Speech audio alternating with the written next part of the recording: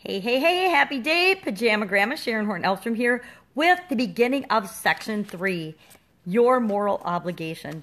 This is probably one of the, and I've learned so much from this book and from the coaching with Russell Brunson and the certification program, but this one thing, this one idea has probably helped me personally more than anything else, because I always grew up not liking sales. I'm an engineer. I'm a freaking engineer by education and trade. And so sales for me has always been a really uncomfortable, difficult task.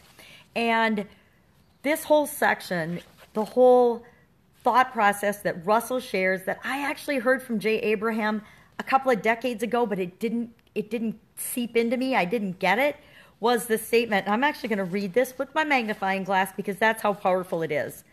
He says, one of my mentors, Jay Abraham, said that if you believe in the product or service you're selling, then you have a moral obligation to try and serve your customers in every way possible. If you believe in the product and service you're selling, okay, that's critical. If you don't believe 100% with all of your heart and all of your being in what you're offering people, then you don't have a moral obligation to sell it to them. You're just hawking your goods, and there's a disconnect there, and people will sense that. It's how I was in a network marketing opportunity.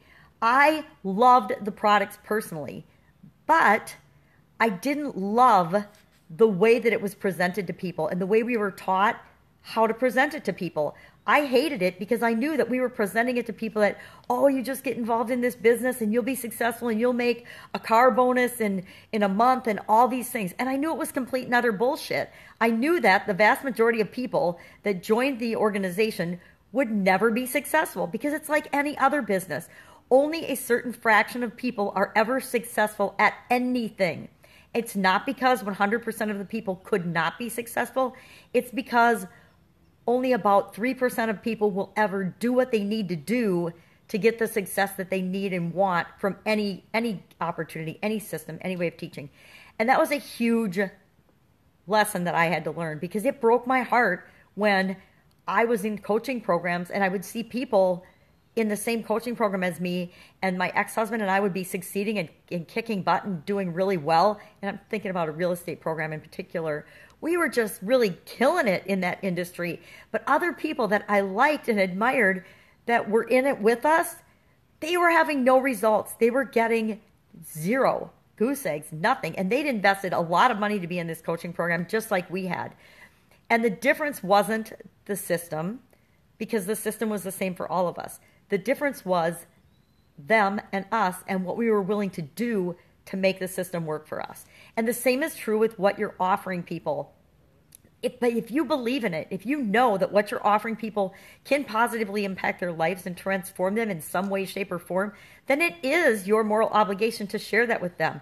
Knowing that everybody you share it with isn't going to do it. Everybody that you share what you've got to offer with isn't going to ever really resonate with you. It might not be the right time for them. It might not be the right thing for them. You might not be the right person to share it with them. Like Jay Abraham 20 years ago, or 18 or 17 or 15 years ago, how many ever it was now, he wasn't the right person to share this moral obligation message with me. But when Russell shared it and I got it and it triggered, it helped me to realize, even though I'd known over all the years, everybody isn't going to be the same and take action and do what they need to do to be successful because of what's going on in their life, not because of what I'm sharing with them.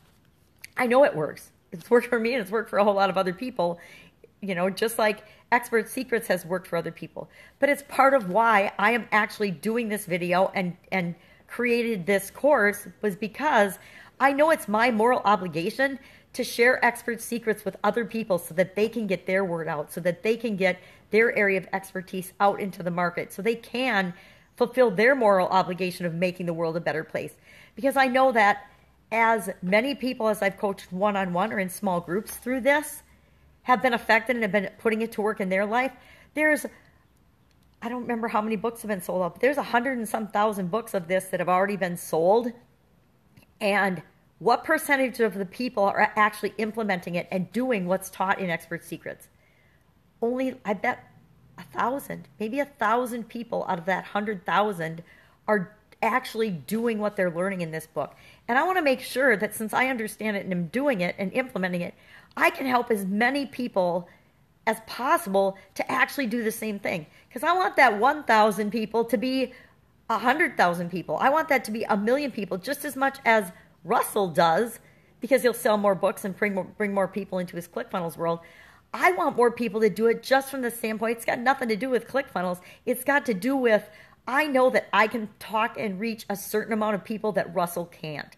I know that you and everybody that you can reach are people that you can reach that I can't. But all of it contributes to the world and makes the world a better place as a whole. So Russell shares his example of how and why he created the perfect webinar, which is what we're going to learn about over the next several lessons. Why he created it, how he created it. I'm going to let you read that story because I've heard it a gazillion times, but Russell still presents it better than anyone because it's his story. Like I said in the belief section, I think that the stories that we share that are our own unique experiences will always be way more powerful than sharing someone else's story. And it's interesting because just yesterday, Russell had Kaylin Poulin, who is the Lady Boss lady, share his perfect webinar to sell ClickFunnels and to sell funnel hacks and funnel scripts, the new offer that he's got. And I'm really curious to see how that works and what the results were, because I still contend that after watching it, Russell's still the man. He still sells his thing better than anyone else can. But I understand why he's doing it, because Kaylin can reach a whole segment of the market that might not relate to Russell. So it's actually brilliant to have other people. And, you know, I'm sure Russell is ecstatic that people like me are out teaching expert secrets because I can reach people that he can't reach. So it's your moral obligation to share what you've got. Now, if you don't believe in what you've got enough to feel like it's your moral obligation, to feel good about sharing it with people that you know you can help with it and the people that resonate with you, then you got to rethink. And what I'm offering, is it the right thing? Now, whatever it is, you can turn it into the right thing, as we learned in the last chapter, by creating an offer that is surrounding that thing and making it your own and reaching the people that you need to reach. So you can turn almost anything into your moral obligation.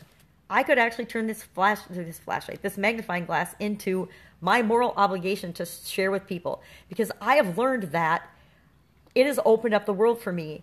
If I didn't have this magnifying glass, I would be really struggling with reading books, doing anything online, and I couldn't function. So it's my moral obligation, if other people have eye issues or vision issues, to say, hey, all you need is a magnifying glass or a Kindle that you can make the font really big, and you can open your world back up to the possibility of reading again, to the possibility of seeing again. It's my moral obligation to share magnifying glasses with people. It's my moral obligation to share expert secrets with people. It's my moral obligation to share with people my area of expertise. And it's your moral obligation to share what you're good at and what you're doing and your unique gifts with the world. And it's your moral obligation to just share you being you with the world.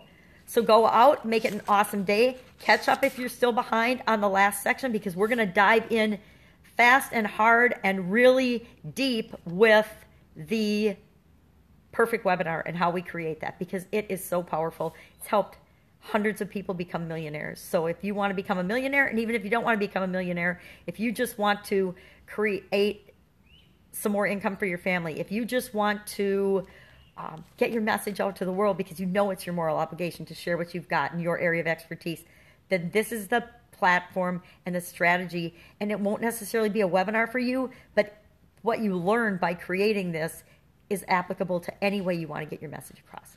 Go out, make it an awesome day. I'll see you tomorrow with the stack slide. Woohoo! Bye.